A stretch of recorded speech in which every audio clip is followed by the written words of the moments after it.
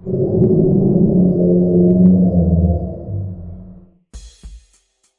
Wendigo Explored.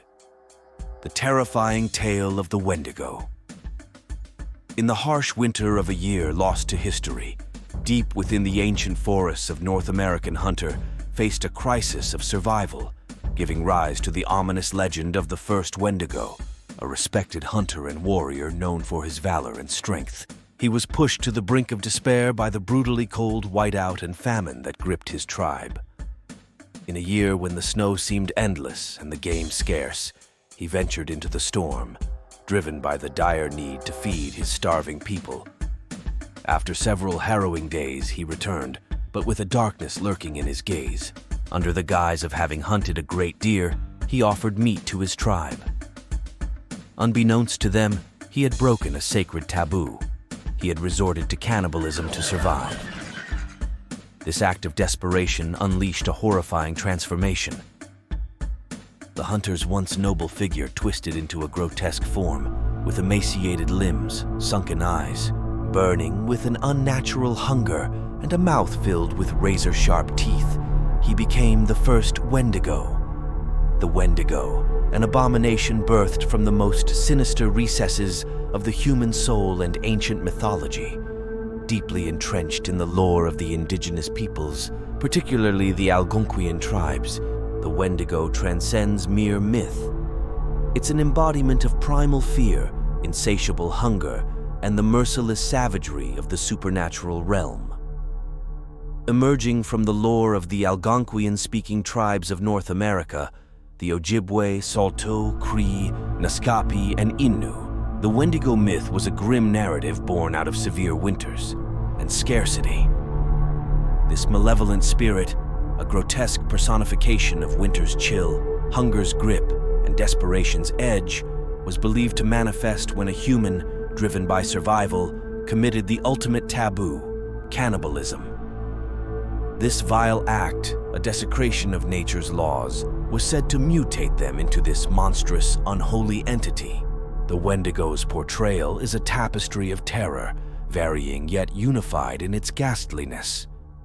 Often depicted as a skeletal specter, its ashen skin stretched grotesquely over jutting bones, the creature epitomizes unending hunger.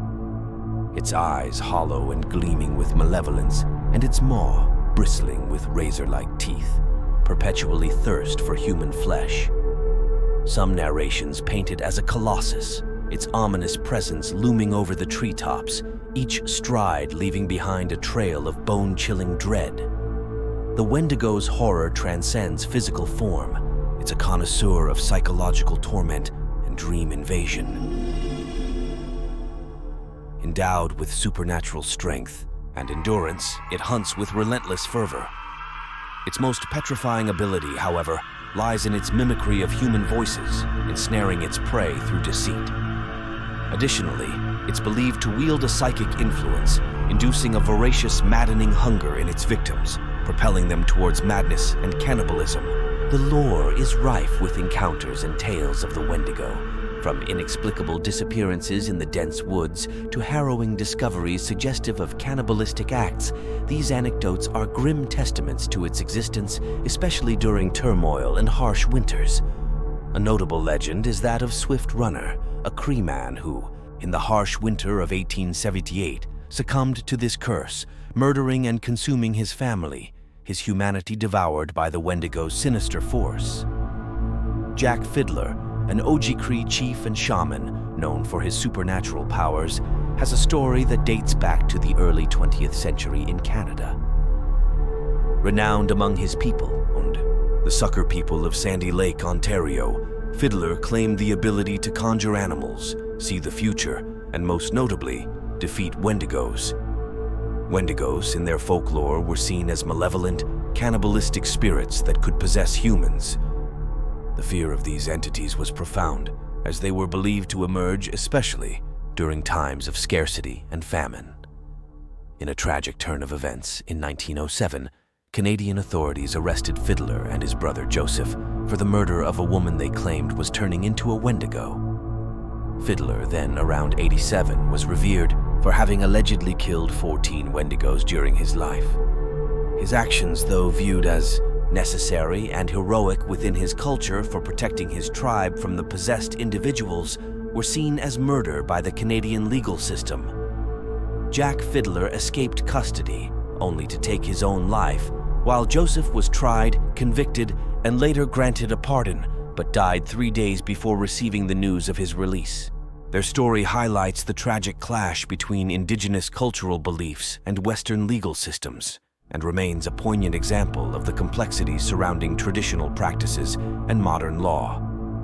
Swift Runner, a Cree trapper from Alberta, Canada, became the center of a horrifying tale in the late 19th century, a story intertwining desperation, mental illness, and folklore. In the winter of 1878, Swift Runner, once a guide for the Northwest Mounted Police, found himself in an extreme situation. He, his wife, 6 children, mother-in-law, and brother were trapped by a particularly brutal winter, isolated in their remote camp in the Alberta wilderness, far from other settlements. The winter was harsh and unforgiving, and they were plagued by a lack of food, a situation that pushed Swift Runner to the brink. Swift Runner emerged from the wilderness alone, his family nowhere to be seen.